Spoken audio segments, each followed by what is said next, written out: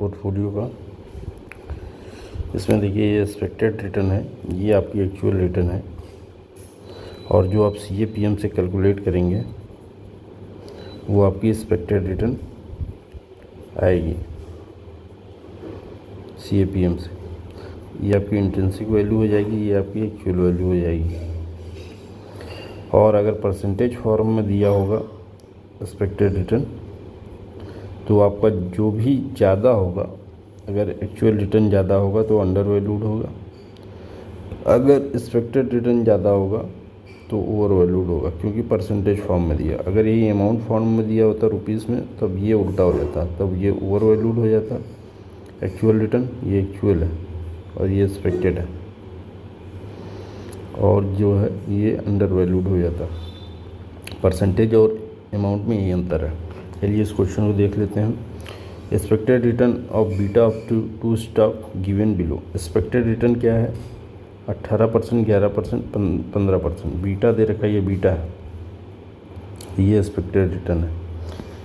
If risk free 9%, expected return on the market is 14%,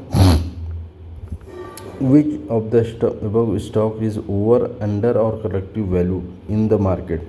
What shall be the strategy? ये question है, आपको जो है इसको सॉल्व करना है। तो सबसे पहले आप जो CAPM यूज़ कर लीजिए।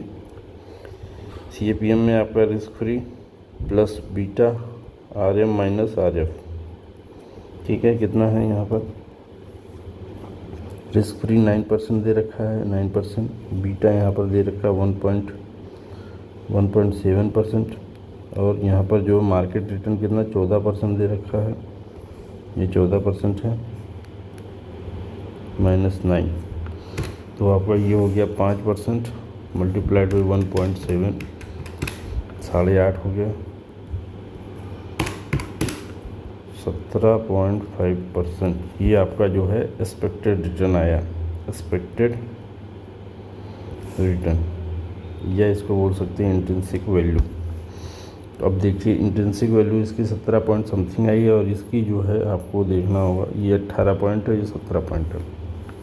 अब यहाँ पर देखिए एक्सपेक्टेड रिटर्न के केस में क्या होगा, अगर आपका जो है स्टॉक यहाँ पर देखिए 18% ये दे रखा है, 17.5% ये आपकी रिटर्न फॉर्म में है, ये इंट्रिंसिक वैल्यू है, ये एक्चुअल वैल्यू है, तो ये जो है अंडर वैल्यूड हो जाएगा, क्योंकि ये परसेंटेज फॉर्म में दे रखा है अंडर वैल्यूड। अगर रुपीज़ में होता ये, अगर मान लीजिए ये रुपीज़ में होता, तब ये ओवर वैल्यूड हो जाता, जो अंडर वैल्यूड है ये ओवर वैल्यूड हो जाता, क्योंकि रुपीज़ में दे रखा है, ठीक है। यहाँ पर आ जाइए, ये चूँकि परसेंटेज फॉर्म में दे रखा है, तो परसेंटेज में अंडर वैल्यूड हो जाएगा, और अंडर वैल्यूड रहेगा तो आप बाई कर सकते हैं। यहाँ एक्सपेक्टेड रिटर्न ये देखिए आप क्वेश्चन में दे रखा है, यहाँ पर उन्होंने कैलकुलेट किया 17.5, एक्चुअल कितना है 18, अंडर वैल्यूड। यहाँ पर देखिए बीटा, केवल बीटा का अंतर है, बाकी सारा चीज़ ही गई है। यहाँ पर बीटा जो है दे रखा है पॉइंट, जो है यहाँ पर देखिए 1.7, 0.6, 1.2। यहाँ पर देखिए बीटा जो है वही दे रखा है, यहाँ 12% है, एक्चुअल 11% है, ओवर वैल्यूड हो गया। और यहाँ पर देखिए 15% है, एक्चुअल 15%, करेक्टली वैल्यूड। स्ट्रेटजी क्या होगा? Buy A, sell B, hold C. यहाँ ये बाई करेंगे,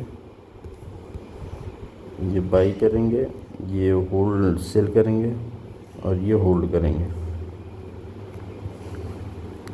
फिर से समझ लीजिए, यहाँ पर एक्चुअल जो है आपका 18% है, 11% है, 15% है।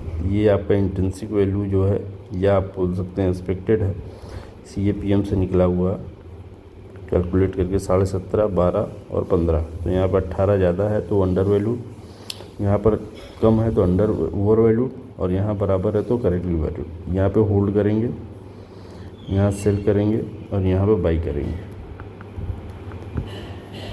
इसका ये क्वेश्चन सॉल्व हुआ। आपका क्वेश्चन यहाँ पर था, सिंपल क्वेश्चन है, लेकिन अच्छा क्वेश्चन है।